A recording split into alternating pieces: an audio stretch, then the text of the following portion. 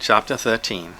Christie O'Keefe was not the first, nor would he be in all likelihood to be the last, to personally receive the news of the great Pan's tragic death as it continued to echo unceasingly down through the ages. After all, it has been a notification of not insignificant passing that one that, indeed, has been born to repeat. After all, it has been a notification of a not insignificant passing, and one that, indeed, has borne repeating. The truth of the matter is that the sadness endangered by the tragedy has never stopped reverberating through the ether since its occurrence in the 1st century A.D.,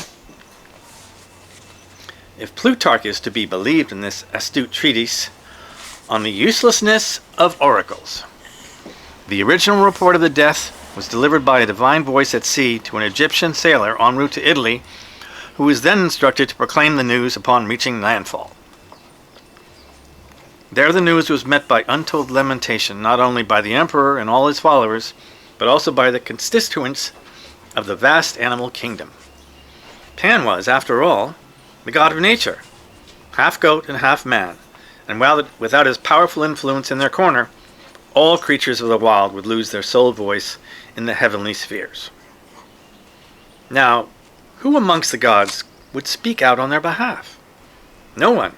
It was not unreasonable to say. The animals had lost their great helper. And so it was at Split Pea Anderson's in Buellton, and over a bowl of that famous soup, that Elspeth summoned up the courage to ask Christie the question that had been disturbing her thoughts, and whose answer she felt was sure to be a heart-wrenching one. But what exactly, she began as she prepared herself for the worst, what exactly was it that killed Pan? Christianity. He had been his curt reply. Christie then took a long swig of milk, as he allowed the magnitude of his statement to expand and float invisibly about the room. Yep, Christianity, plain and simple, is what killed the great god Pan. I wish it weren't true, but it was my own faith, maybe yours too, that killed him. He didn't deserve it, Ellie, and we have been paying for it ever since. This answer only served to beg the next logical question, whose subsequent answer Elspeth would likewise await with dread. But why? Why would anyone want to kill Pan? He was just too uncivilized, darling. Maybe it was his tough-hewn ways that he was just getting to be too embarrassing for polite society, Christie said in his smilingly, mischiefully, as if he knew firsthand whence he spoke. Anyway, the world must have thought it outgrown the need of him, so he was replaced. That's all. Problem was, if you ask me, it was a little all too premature with that Christianity being so far over the heads of most people back then. Heck, even now, near on 2,000 years later, it still is, ain't it? Elspeth had to agree with Christie on that point. Even Albert Schweitzer, her own personal authority on all things spiritual, had bemoaned the fact that the very same religion that professed love to be its greatest commandment could do so without also seeing it to be the obvious reason for opposing slavery, witch-burning, torture, and all the other forms of unspeakable inhumanity that had been done in its name throughout the ages. People just ain't ready for a doctrine of love, darling, and without Pan, I'd say the animals is probably suffering more in their fair share.